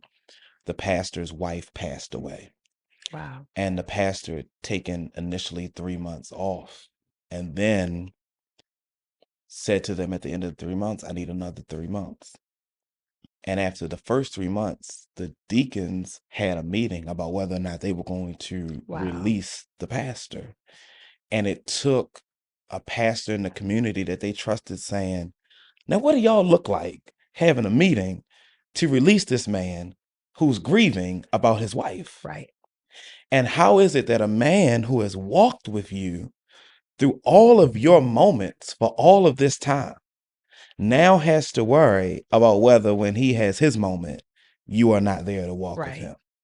And the beautiful thing about Shiloh and what you've experienced is that, one, you have a staff of people who are willing to support you and have your back, and then also a group of people who understand. Because when we have congregations who are not sensitive, you get comments like, well, why Reverend da da da da da I gotta preach the funeral? I want my pastor to preach it. Well, she's not Right. ready. Why is she still back here if she, you get all of those things. And Yeah. when you don't hear the noise, it does help with the process Right. of grief too, because you're not being rushed into something. Right.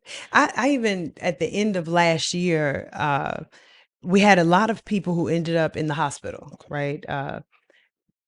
And I had to share with my leaders in our kind of end of the year meeting that in this year I was going to need their help, right? Because when I was going to visit people in the emergency room, or going to visit people who might have been on a ventilator or on life support, in the same hospital where my dad spent his last few, months, or where my dad was on a ventilator, or in the facility, like the rehab facility, where he had spent a few weeks before I had to move him to another facility because they weren't doing what they were supposed to do. Mm-hmm. And how triggering, and how it would take me hours to recover sometimes. Mm-hmm. Right. I was very transparent with our leadership. Had a meeting, with deacons and trustees ahead of our end of the year meeting. And I just shared with them. So I need y'all to bear with me. And so I think that, again, back to that statement that people will follow you, they just don't want to be surprised. Mm-hmm. That I think when you communicate well, people understand. And because they also see themselves, Mm-hmm. that I'm younger than a lot of my leaders. And so I have leaders who were daddy's girls. Right. Some of my trustees, Tanya McNeil, was our treasurer, daddy's girl. And I've said to her, at what point am I going to start to feel normal? Mm-hmm. And she's like, oh, child, never. Mm-hmm. Pastor, probably some days you will, some days you won't. Mm-hmm. Right. So they know what it's like to have lost someone who was very close to them, in addition to me giving them later, at the end of last year, October, because we were together the night I got the message, at my revival, that I got the message that one of my predecessors was really, really ill. Mm-hmm. And by the next morning he was gone. Mm-hmm. But I gave Shiloh space to grieve. Mm-hmm. So the same way that I kind of, was modeling being kind to myself, we created, even in that moment, an opportunity for communal uh, kindness one to another, that it's okay for you all to grieve. And also understand that you grieving your former pastor does not take anything from me, Yeah. Doesn't mean you love me any less. because I don't have anything to do with that. It actually shows me how you can love. Exactly. And I've said to several of them that if you were not grieving, I'd be worried. I'd be concerned. Yeah. Right? Because this is someone, regardless of them transitioning away or whatever the circumstances were around departure or at departure, he was your spiritual leader for 18 years, right? And so if you were not in some way grieving, I'd be concerned about this church, right? And the kind of people that we have here. So we gave them space to grieve. That Sunday following, I was traveling, and so I wasn't in service, but left a video, and we did a moment of silence, and we, draped a chair, and for, the period of mourning, we had that chair with Dr. Thomas' picture there. And we're just very aware that if you all need support, if you need to cry, if you need to talk about it, I'm here. And we are here, and it's okay. Yeah. Right. So I think that it wasn't just, I deserve this space while I'm grieving, but not a reciprocity in it, that we all deserve the opportunity to be kind to ourselves when we're grieving, no matter what level or what kind of relationship, right, we're grieving. And it also shows your commitment to and your character in how you're managing the church amidst change.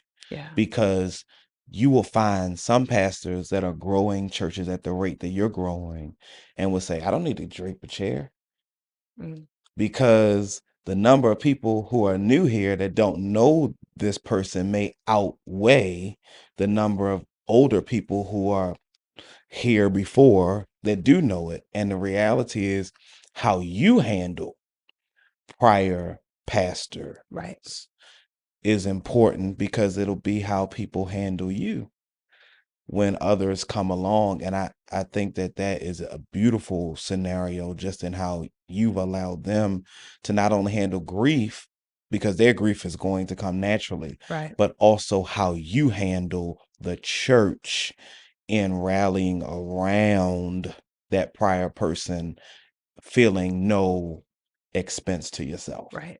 And I think that goes back to even like my understanding of succession. My doctoral work was in succession, church renewal. And the reality is, I view succession not as replacement. I view it as continuation, and not of one pastor's ideals or wants or vision, but continuation of the purpose for which God has called this church into existence. Right. And so, and all I've seen is honor. Right. I came from a church where Bishop Hilliard honored Reverend Herb H. McMartin until his death. And at his death, right, Cathedral covered the funeral and sent him home in grand fashion. Where Bishop Hilliard honored his own pastor, Bishop Kelmo Porter, all the way up to the time of his departure. They would preach in August every year. And some like in them later days, it was like, okay, Pastor Porter would get up, he'd give some introductory comments, he'd hoop and be like, all right, I'm done. I'm too old for this, and come and sit down. But honor nonetheless, right? And so that's all that I saw. And it's what I have brought into the pastorate, that I'm not at war with anybody who has come before me. I'm grateful because each pastor served, and in the words of Mariah Carey, did the best they could with what they got, right? Just like I'm trying to do. Yeah. And so we did that. And then you got to honor institutional memory. Dishonor of institutional memory can make or break your pastorate. Absolutely. Because those people existed and had a narrative and a journey that was meaningful before you got there. Just like as a pastor, you did too. And we did have to have a little come to Jesus moment after my installation with the leadership. And I won't go into the details of that conversation, but it was made clear, right? That I know you all have had a journey, but let's be clear about the fact that I did not emerge from a cabbage patch. Mm-hmm. You know what I'm saying? Yeah. That I too have had a journey, and Mm-hmm. now we meet here, Mm-hmm. and the two really, become a continued journey Yeah. together. Yeah. Um, and so, but I think that that's important. And just like I want them to respect my journey, Mm-hmm. right? I've also got to sow respect Yeah. to theirs. Mm-hmm. Yeah. So in our concluding moments, where do you see ministry going in the future? You know what? I'm super excited about ministry in the future. That you'll hear a lot of like pessimistic views, right? About the church, the black church, about where church is going. But I really believe that right before our eyes, we are seeing revival Mm-hmm. take place. Like I shared with you, the people that are coming to Shiloh, largely this is their first church. Mm-hmm. And we know that in every new movement, right, or every new thing, you'll have people that go from one church to another, or folks that maybe uh, were kind of loosely connected to churches. They'll find a new place to come and settle. What I have been super excited about is the people who were done, right? We've been talking for Mm-hmm. years about the nuns and the duns. We're starting to see duns come back, Yeah. Yeah. They are. right? And try church again. Mm-hmm. But we're starting to see nuns, the people that are saying, I had no religion, I had no connection to a church, or had not planted my feet in a faith, come in and say, you know what? This is the first church that I'm joining. I'm baptizing, not just little kids, I'm Mm-hmm. baptizing grown folks. Yeah. And largely, it is young Black men. Mm-hmm. I've got teenagers, not just one or two, who have come into Shiloh because they found us on TikTok. They saw us on Instagram Mm-hmm. and said, I wonder if that church is really like this. Like what I see, it looks like they're having fun, and looks like the people are cool, right? Let me go and see. Mm-hmm. Dr. Stewart was preaching revival Monday night of Holy Week. A young man who found us on Instagram found his way to the back of the church just to come and see. Mm. He joined Shiloh that night. Wow. He saw us on Instagram, and I'm walking through the hall. He's like, Rev, keep doing what you're doing. Mm-hmm. I found you on Yeah. Instagram, and does not fit the mold of what we think a church person would be. His parents didn't walk him in, right? He saw an Instagram post. The church was nearby and came to revival. Mm-hmm. Listen to Dr. I call her Auntie Rev, Mm-hmm. but listen to Auntie Rev preach what was a very traditional. I mean, there's no greater textbook Black preaching than Dr. Gina Marcia Stewart, right? Lord have She's giving mercy it on to my you. soul. Yet Yes. that drew him, right? It was community and proclamation, and it compelled this young man to join the Lord's church that night, Yeah. right? And really, authentic community in a real sense is what Shiloh is. But then if you even look at the preaching style, it is not this Yeah, new no. motivational, and I'm not saying there's anything right or wrong with it. I'm Yeah, going yeah, neutral zone on it. But the preaching style is textbook homiletics, hermeneutics, solid structure, but it's not aimed at being this new fad style right. preaching. It's old school preaching at its best in a Yeah. sense, and that draws. It But still it's draws. authentic to who I am, Yeah. right? I don't preach outside of how God gives it to me. And I think that that is key. Hmm. Authenticity, Yeah. right? That where people find people just authentically being themselves, Hmm. not trying to be in style, but Yeah. just be authentically being themselves, that people are drawn to that. But now with the other young men, we've had young men come, they've joined, and the next week they're coming back with their grandmothers. Hmm. Hmm. You got to come see this church, Hmm. right? You got to come see, or their moms, their aunts, their grandparents. So we have several multi-generation churches now. Yesterday, I offered right-handed fellowship to a family that the younger people joined and then went back and got their grandmother. Wow. The grandmother says, I always wanted my whole family to worship together in one church. And since this is what they've decided, I'm coming too. Mm. She reaches out, but she has a son who has autism, Mhm. or well, I'm not sure what, but she said he has some struggles, is how she put it, and sometimes he makes noise. Can he join too? Absolutely. I said, of course. Like, Shiloh is a place for all people, and we welcome his unique expression of worship. Yeah. We'll be all right. Mhm. We're not gonna. And so that family, multi-generation, right, has come, but a lot of it has started. So I'm saying we're seeing revival happen. Mhm. Um, we've spent so much time focusing on what millennials want and don't want, that I think that we're missing that there's a generation coming behind who's saying we want something, Mhm. and maybe that something is what can quench the thirst in our soul. And perhaps, and I believe this is why I'm excited, that I know that there is a thirsting in the human soul that only Jesus can quench, Mhm. right? And I do believe that people are coming back to that. People are in search of it. And churches that are willing to allow folks to come and find it, Mhm. right? That are posturing ourselves to be places where they can find Jesus, right? Uh, Flawed, absolutely, because wherever people are, Yeah, there's we're gonna have going some to be problems. Yeah. flaws. But we can do our best. Is Shiloh a perfect church? No, we have our days, but we're working really, really hard to be a place where people know that they're not in this world by themselves, where people know that there is grace and space for them to grow and become, right? Where when you come in, we are unashamedly Jesus people. Right? We believe. Now they shout and dance in a way that, Drew, they did not at first. Like, now sometimes I'm like, what is going, where did they go? They're running. And in the early days, you can hear rat pee on cotton in there. And I'd be like preaching my little heart out. Like, Lord, are you sure? You done Are broke you up sure? the And ground. now they're running, and I'm like, why is church so long? Because y'all shouted for 30 minutes. It can go either way, Yeah. right?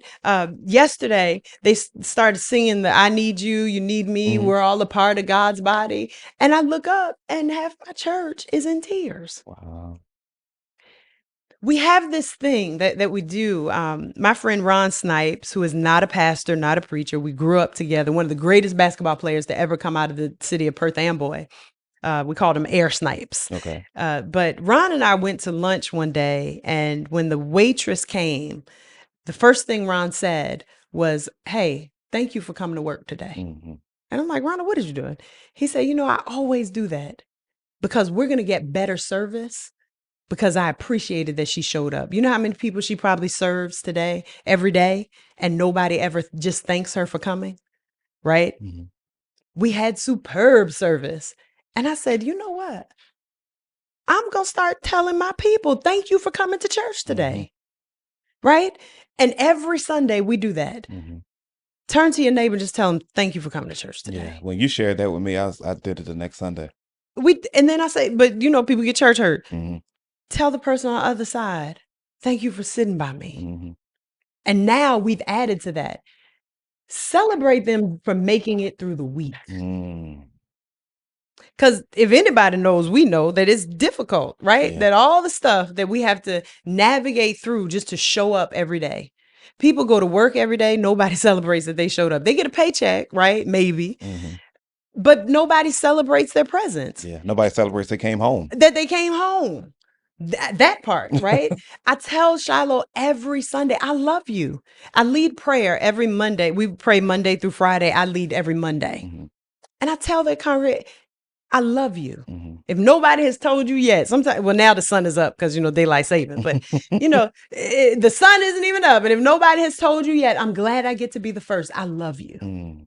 How many folks, especially Black folks, Yeah. are going through life and nobody celebrates that we showed up? So if anybody should be celebrating that we showed up, the Black church should do it, Yeah. And right? that's a pastor's heart. That we affirm that you're alive. Mhm. We see you. We want you to know that if you go through the whole week, and this is not contingent upon you living our standard of holiness, this is not contingent upon you being a biggest giver in the church. Just because you're here, Mhm. I celebrate you, Yeah. right? And that's what we're becoming.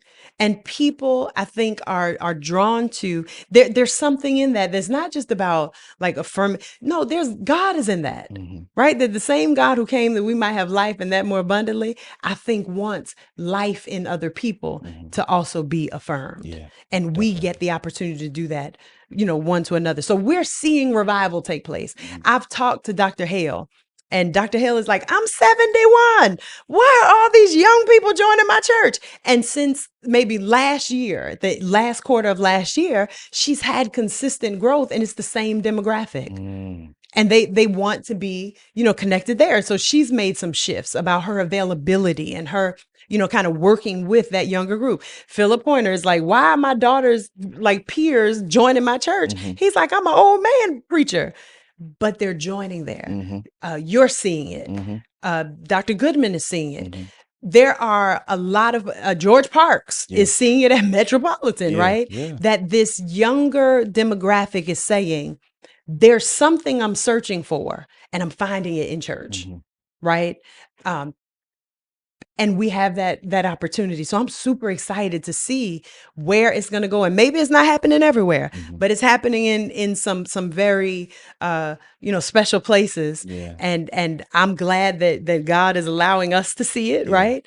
And I hope that we'll be good stewards, right? And mature pastors and pulpiteers and leaders in covering and journeying with the folks that are coming. They're just in search of something, Yeah. right? And that something is the quenching of the soul thirst Mhm. that only Jesus can promote. So I'm super excited about where we're going to see this move Mhm. go in the next 5 years. I'm excited about more women in pastorates, which we've had, Which is quite a incredible. few in the last, even in the last year, folks who year or two, right? Anika Brown Wilson, Mhm. for kind of Jacqueline Thompson in the pandemic took over, was called to Allen Temple. Mhm. And then it was almost like a floodgate. Now we have a long way to go with kind of having just with people's understanding that women can do this work and getting women called to Mhm. pulpits and even using our influence, right,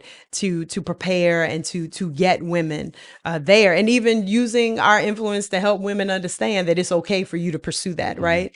Allison Henderson Brooks, Yeah. Nicole Drakeford, Mhm. right here, in New Jersey, Yeah. several of us who were called to put Donna Owasso Usa up the Mhm. street. So that's been super exciting, and just seeing where that is going to go over Mhm. the next 5 years, Yeah. and just the amazing work that women are doing Mhm. in ministry. And then some of these younger folks that are coming up behind us, right? We were Yeah. young Ooh, preachers. I I'm don't know telling where you, we fit I'm now. We struggling in the these days middle, with like I don't know. that. Right. But I don't get called for youth day anymore. That oh really no, is. no, we're not. But yeah, so we're not called for youth day Yeah. anymore. But even watching some of them, Janice Williams, Mhm. who is doing really good work, finishing up her PhD. I've got Aubrey Lewis and Shanita Thomas and Mhm. Deja McIntyre Mhm. just started at Diamond Princeton, and Gant. Diamond Gant, who is doing phenomenal work on a large platform, Mhm. and doing, and for a minute, right? I feel Yeah. like Diamond was a little baby preaching, and now she's a medium baby preaching. Yeah. And Diamond But was like that, what, 10 years ago? yeah, Like, just so many of them. Ryan Ariel Bates, who is a sophomore at Spelman. We licensed her at Shiloh mm, back in November, and just the ways that they're looking. Jillian Collier at Spelman, and Rebecca. Rebecca's last name escapes me, but so many of them. Elijah Gatlin and Damar Craddock, and mhm.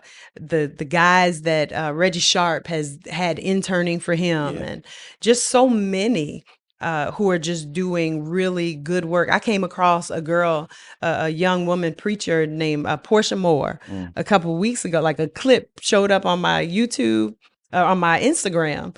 And so I went looking, like searching on YouTube, like, who is that? She's from Jackson, Mississippi. What? I gotta go check And out. Portia Moore. Okay. Oh my good. I'm like, go Preach. preach, girl. And so there's so many, but just watching that younger group really be passionate toward at WIM this year, because I'm also on the board of the Women in Ministry Conference. And this year, there were so many younger women who were present, who are like, no, God has called me.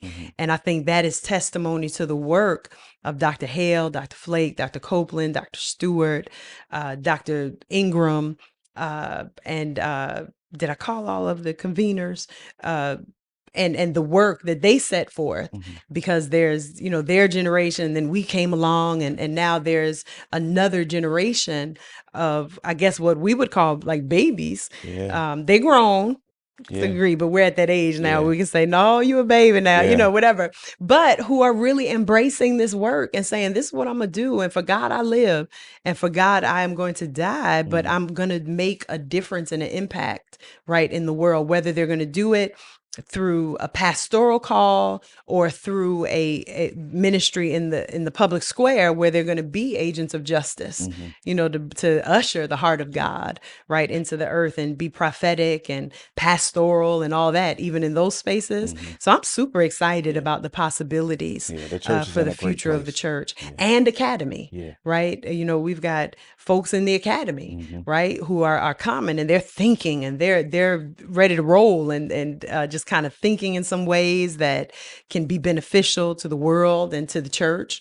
And so I'm excited about all of it. I think, upon this rock, I built my You've church, always and been the a church gates of woman. hell cannot prevail against it. I love the church. And in the words of Dr. Breonna Parker, I still believe in the Black church. And I still believe that she is the last vestige of hope for all of humanity, And the church will live on. So as we were joking before we started, look in your camera and give us our final charge. Well, what's the final charge? Listen, thank you all for listening to this long conversation. I hope that there was something that you were able to get out of it, something that encourages you on your journey. And I just want to say, do everything that is in your heart to do. Don't let anybody turn you around. Don't let pessimism and discouragement keep you down. The way may not always be as planned, but God has you as you commit your way to the Lord, and you are not in this world by yourself, but somewhere there's a tribe, and there's people who are praying for you and encouraging you, who you may not even know. And if you learned anything, even in our conversation, that there may even be people who are calling your name in places that you've never even been. So don't let up. Don't give in. Keep your eyes fixed on God, who will not leave you to be ashamed. Dr. Danielle Brown, everybody, amazing.